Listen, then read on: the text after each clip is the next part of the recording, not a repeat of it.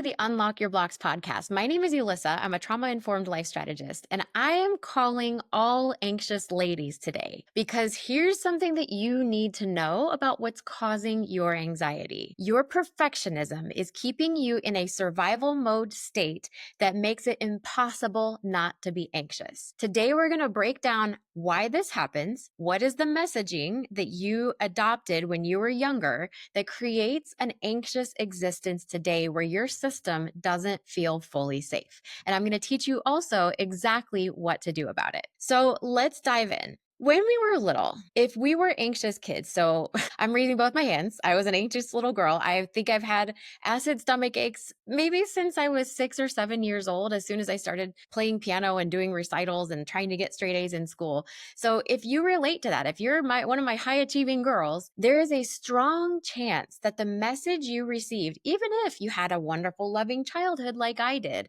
but for sure if you didn't, for sure if you felt like you were in survival mode a lot of the time when you were little, you would have developed potentially the message in your mind that in order to get your needs met, you had to perform at this impossibly perfect level. I even have clients that I work with now. I just had a new woman come in and work with me recently one-to-one, and she said she did not get the message that she didn't have value if she didn't perform well. However, she got the most attention when she performed perfectly. And when she got 97 out of 100 on a test, it was seen by one of her parents as a 3% failure. So if you can relate to this, you're in the right place today, because we're going to uncover why this messaging starts in childhood, how you can actually stop it from causing the problems of anxiety and other self-sabotage as an adult, and then what to do going forward as a formerly anxious, recovering anxious woman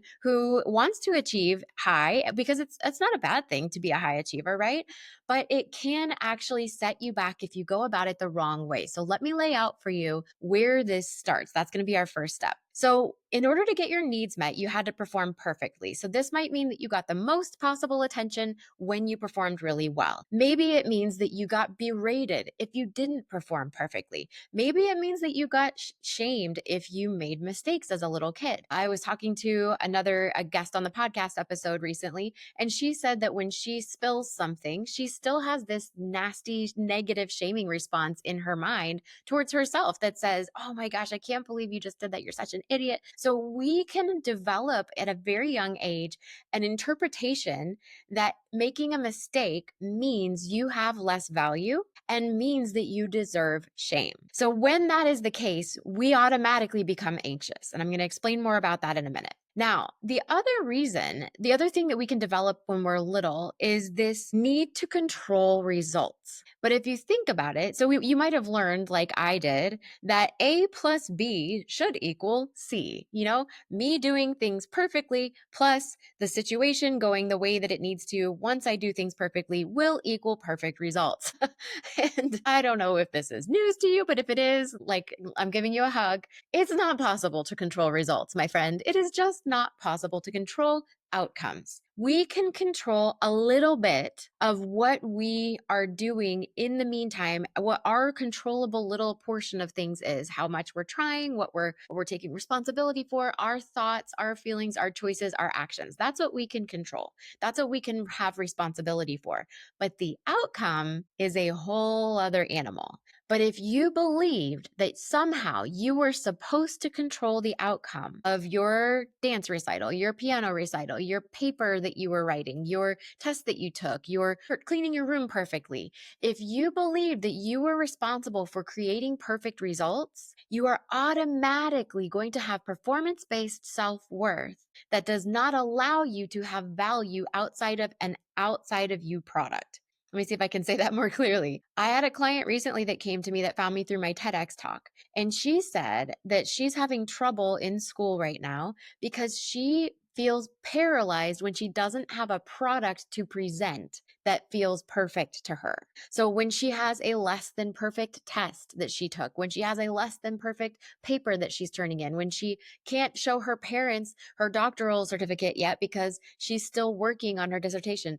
So when you feel that you have to control outcomes, usually that means that you have an inordinate amount of responsibility on your shoulders, like an impossible amount of responsibility that actually causes you to not be okay unless your outside outcome is perfect. This just sets us up for so many hard things. Anxiety is almost the least of our problems, but it is a massive, massive side effect of believing that you have to attain perfection in order to have value. Here are the problems that paradigm causes. If you constantly are measuring yourself against the outcome that you feel you're supposed to have in order to have value, because let's face it, as little girls, it's not an option to not have value, right? Like it's not an option for us to do something that we know is going to end up with us not having value. So we are not going to accept mistakes from ourselves. We are also going to try to hide those mistakes from other people if we believe that we will not get our needs met if we make mistakes. So I grew up with this incredible sense of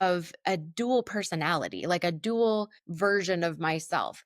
And I had one version that I could let the world see, and I had another version that was flawed that I could not let anyone see. So I hope that this is comforting to know if this is you too, you're not alone in this. I went well into my 30s not having any idea that it's okay to make mistakes, number one. And number two, that I don't need to hide my true self. But I really believed that I should hide any imperfections because God forbid that someone else would actually find me out.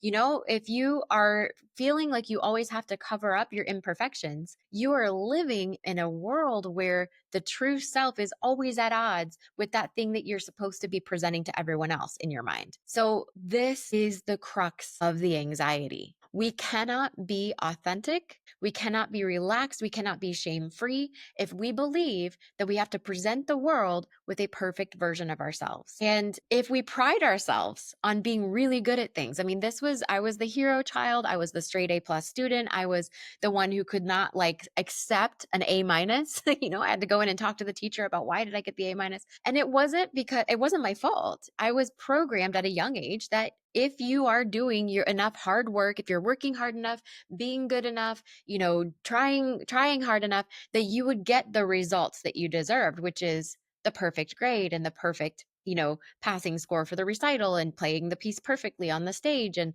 performing perfectly in theater, all the different things. If I was doing what I was supposed to be doing, I would have those outcomes. But it turns out we live in this weird world where you can't actually guarantee anything. Okay. So that is a failure to prepare a child for what the real world brings. And, our parents did their best. They really probably did. Some of our parents did not do their best, but mine did. Also, at the same time, they were holding themselves to impossible standards. So they just passed down the hard work immigrant ethic, that hard working, vibe that it was just impossible to get away from. I mean, it defined who we were. I never really saw my parents take breaks. I never took breaks. I still have a default that says until the work is done, you can't rest. And otherwise you're lazy or whatever. So this anxiety of your true self is asking you, can you please meet my need? Can I please have a break? Can we please stop to use the bathroom in the middle of a workday, have lunch in the middle of a workday? Could we please slow our pace down? And the performance-based self-worth is a protector part that comes around and says, we can't. Because if we do that, if we slow down, if we don't achieve perfection, if we make mistakes, if we come across as lazy, we are not going to get our needs met. So you have an ultimate conflict between who you really are, your true self, and who I need you to think I am. So who I am and who I need you to think I am is two different people.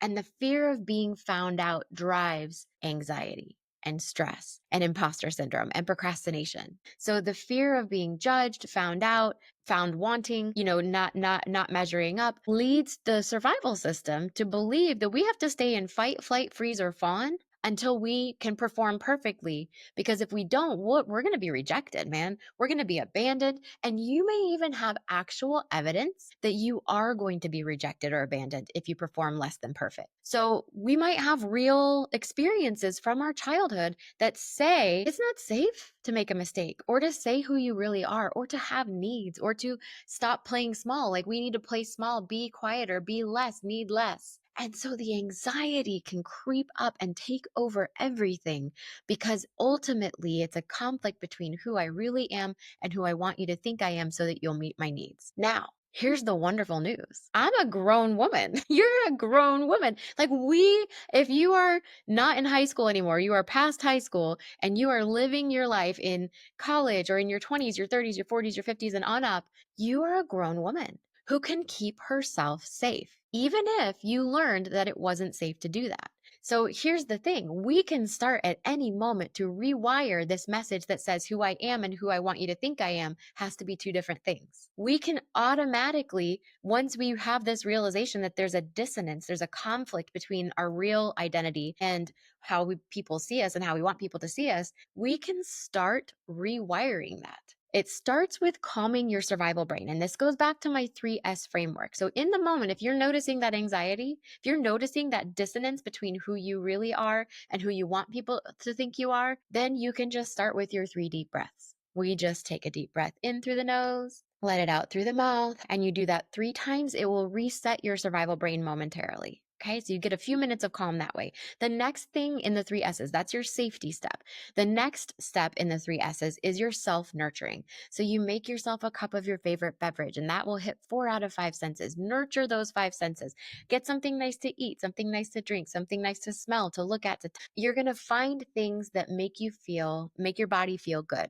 Okay. Once you're doing that, you're sending slow breathing as a message to your brain. You're sending nurturing of your body as a message to your brain. It's going to start to figure out, oh, we're not running from a wild animal, which is what it automatically assumes you're doing anytime you're stressed. But you do those 2 S's. And then the third one is safe support. You connect with someone who does not mind that you are flawed, who loves you unconditionally, doesn't judge, who validates all of your feelings, and actually will make space for you in their life, regardless of what results you're producing. Okay. You connect with that person. It could just be a quick text. Hey, how you doing? It could be sharing a funny reel or funny meme. It could be telling them I'm having a rough anxiety day. It could be whatever you want it to be, but it just needs to be that you connect with that person so your brain knows that you're not being kicked out of the herd. So that rejection message that is possible if you are imperfect needs to be reinforced with positive messages that, hey, even if I'm imperfect, I will not be abandoned because I have this person in my life that loves me. So once you start to feel calmer in the moment, then you go back to the original messaging. What is it that you're afraid of if you let people know that you're flawed? What is it that perfectionism has done to you that makes it feel like it's not safe to show up as you really are? You can work with me to do that. You can book your free 15-minute Unlock Your Blocks focus call. We will go through this. We'll figure out exactly why it started. You can work with a therapist. I have lots of good recommendations on therapists. You know, what type of certification and stuff is really helpful. I've been through like over a dozen therapists in the last 15 to 20 years, so I can help you find a good one. You want to help your inner child, this inner little young part of us that was wounded back then by the message that you're not good enough. And so you need to perform perfectly to prove that you have value. We need to help her get updated to the fact that you're going to be okay. You can keep yourself safe. You're not going to be homeless or not getting your meals or not clothed or not have income if you're imperfect. She needs to know that your survival and safety is not threatened. You can make sure you are safe no matter what mistakes you make. No matter what things blow up in our faces, no matter what results we can't control, no matter how many things go wrong, we have to be able to teach that little part of us that we will keep ourselves safe no matter what. So I hope this is helpful for you. The ultimate goal is not to be perfect. The ultimate goal is to be sure that you can be safe in your imperfection. I hope that really helps you. I'm sending you so much love. And until next time, take such good care of yourself.